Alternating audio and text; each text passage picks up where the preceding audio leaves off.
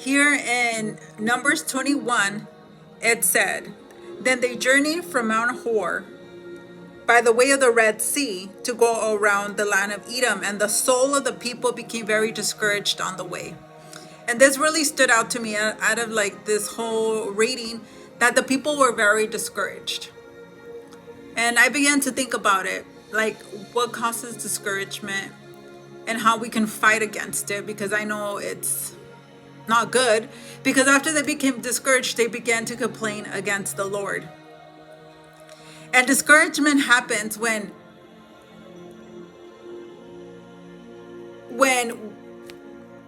different things, but one of them is when God decides to take us a long way.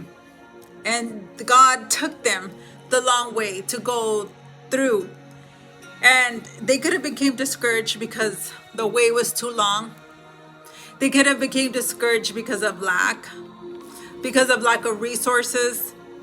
And not that they were really lacking because God provided for them, but lacking what they wanted. And sometimes we can begin to be discouraged when God doesn't do things that we want him to do it, or the way that we want him to do it, or the timeline is too long. It's taking too long.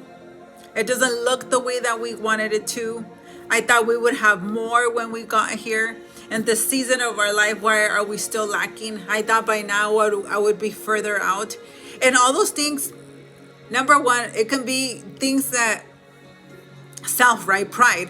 You begin to put all this pressure on you, like, I thought by now I would have had more. I thought by now I would be further in my life. I thought by now I would have more. I thought by now I would be married, I would have children, whatever the list goes on, or whatever you're at, but I would have a nice body, I would go to the gym, I would have a house, whatever it is, right? The pressures that you can put on yourself and that you think you can make happen, but also it's things that are reality.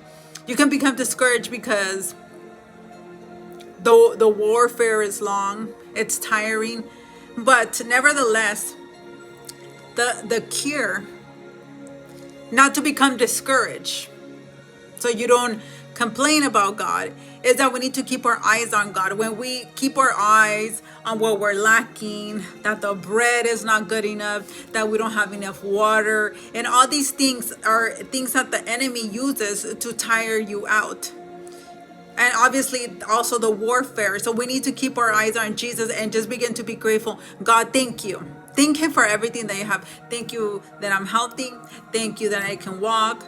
Thank you for giving me bread. Thank you that I have water. And all these things, it flips the script on the devil. Instead of complaining, you become grateful.